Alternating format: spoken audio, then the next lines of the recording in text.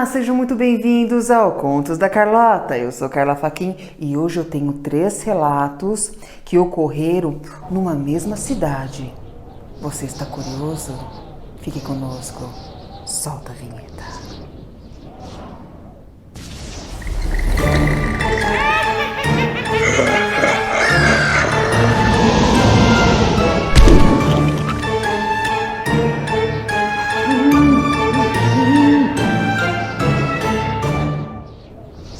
E antes de eu prosseguir aí com o vídeo, antes aí do primeiro relato, por gentileza, deixe o seu like, se inscreva em nosso canal e ative o sininho de notificação para que o YouTube te lembre aí quando a gente está lançando aí os nossos vídeos, que são todas as segundas, quartas e sextas, a partir das 22 horas.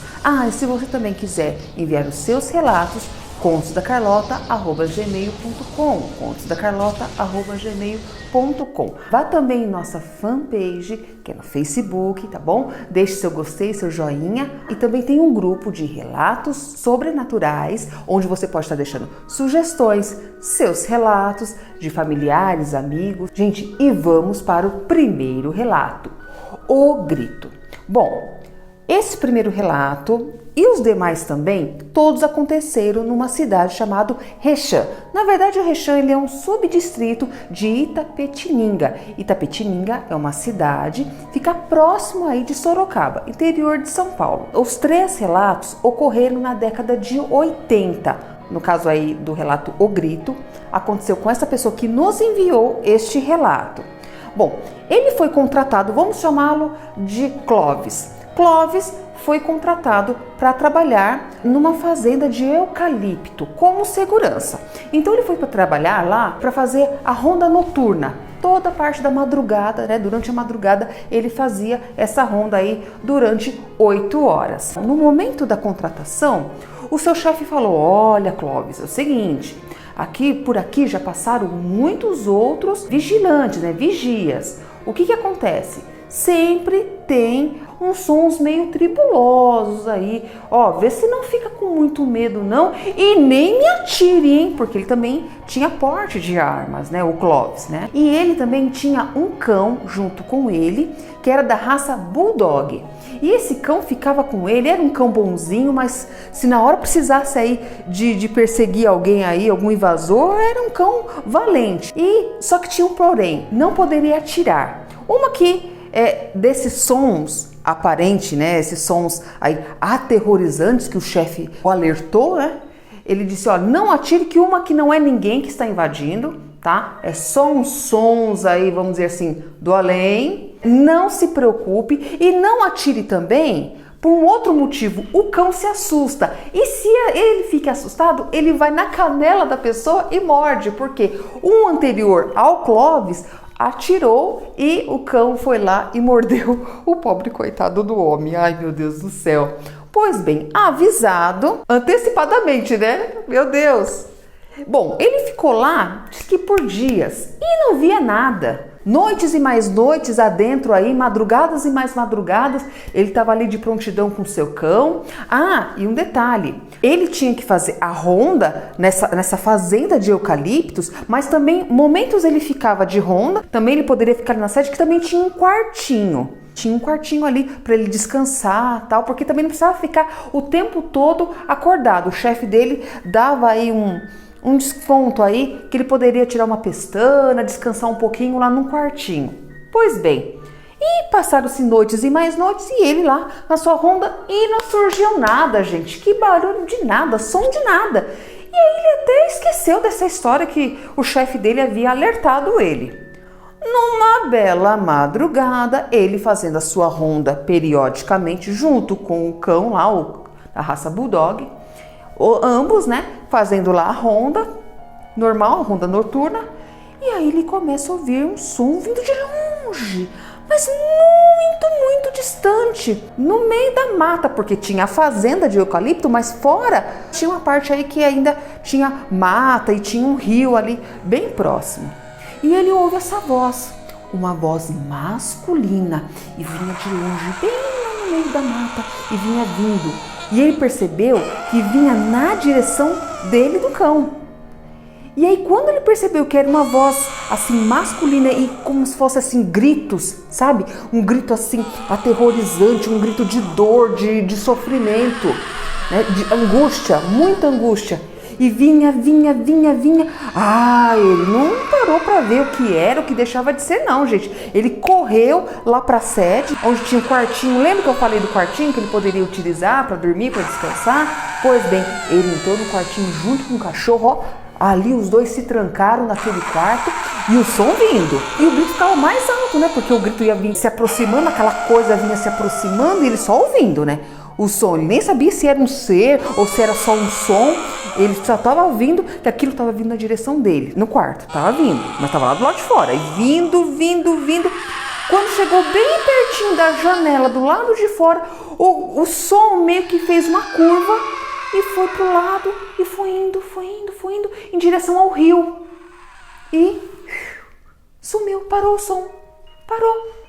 No dia seguinte, ele comenta o que ocorreu com o chefe, né? Porque o chefe vinha no período da manhã, na hora da troca, trocava ele por outra pessoa que ficava no período da manhã, e ele comentou com o chefe, olha, realmente apareceu o som mesmo, era um grito de um homem assim, assado. Ele falou, é exatamente isso que acontece, todo mundo fala a mesma coisa, é um som de um homem gritando, e isso é direto. Eu já perdi muita gente aí que fica com medo, que atira, não é ninguém, não é nada, e assusta o cachorro, coitado.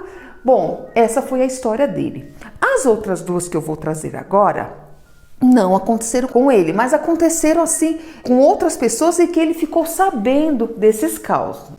Segundo o relato, a noiva fantasma do Laranjal. Gente, isso não ocorreu com o Clóvis, noivo fictício. Isso ocorreu aí com um conhecido dele. Esse conhecido dele, na época também aí nas décadas de 80 mais ou menos na mesma época, ele trabalhava numa fazenda de pés de laranja, no Laranjal. E ele trabalhava num trator. Ele conduzia um trator que era um trator especial. Era um trator que pulverizava as árvores. E ele pulverizava aí todas as árvores durante a madrugada. Olha aí. E aí ele tá lá, aquele breu, e a iluminação que tinha eram os faróis do trator. E o trator iluminava bem à frente assim, tudo bem iluminado pelo trator. Pois bem, num dado momento, ele começa a ver que ao longe, mas gente, ao longe mesmo, vinha um ser de branco, era uma coisa branca. Ele não sabia se aquilo era um cão, porque de longe, né? Não sabia se era um bicho, se era gente, ele não sabia o que era.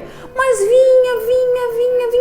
Num dado momento, numa certa altura, que a visão dele conseguia ver com mais clareza, né? Com a iluminação do farol do trator, ele viu que era uma mulher. Uma mulher de madrugada ali, onde não tinha casa, ali era uma fazenda, ali não tinha casa assim, a casa mais próxima era muito distante.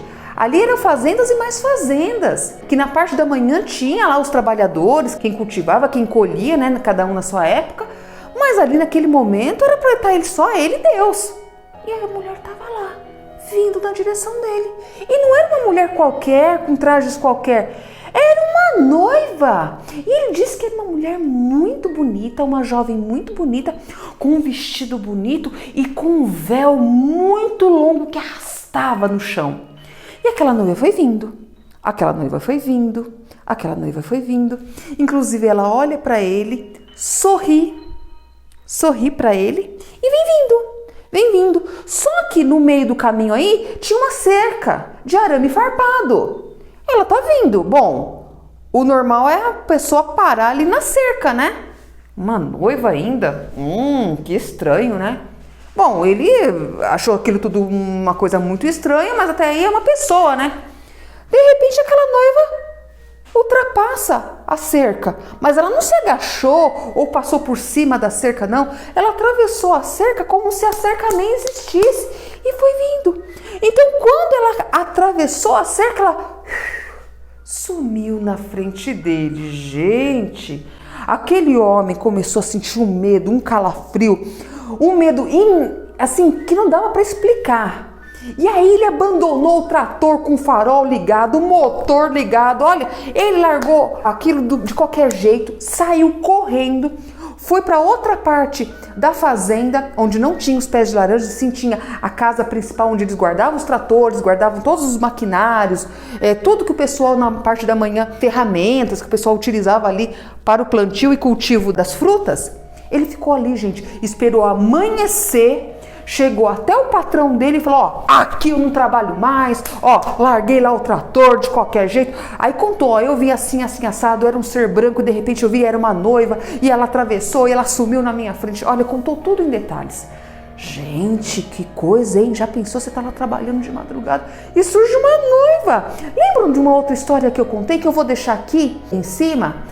Também de uma aparição, só que era num cafezal lá no Espírito Santo, só que nessa foi uma mulher que viu de dia, só que era uma noiva toda ensanguentada, mas nesse caso era uma noiva bonita, normal, e simplesmente sumiu na frente dele, atravessando assim o arame farpado. Meu Deus do céu, que coisa, hein? Terceiro relato, o leiteiro fantasma. Gente, isso também ocorreu lá no Rechã, tudo isso na mesma cidade, tá, gente? Havia uma fazenda, também fazenda, só que era de gado leiteiro, só trabalhavam com isso. E aí, um dado momento, um dos leiteiros lá, né, que era o rapaz que retirava o leite da vaca, preparava tudo bonitinho, colocava nos vasilhames lá e de charrete ia na cidade distribuir aí, vender seu leite. Vendia para o patrão, dono da fazenda, o leite da fazenda. Só que nessas andanças, esse moço, esse leiteiro, se engraçou com uma moça da cidade.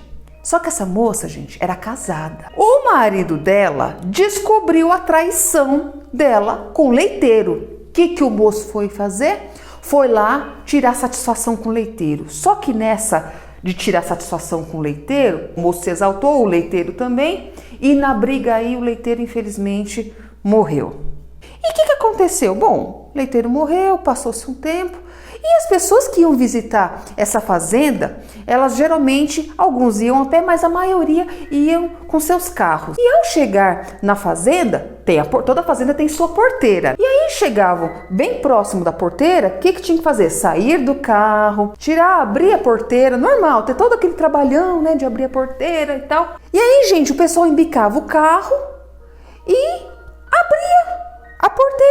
abria a porteira assim, sozinha. Abria sozinha. E todo mundo achava estranho, porque ainda mais naquela época não existia portão automatizado, nem muito mesmo uma simples porteira, né, gente? Abrir sozinha.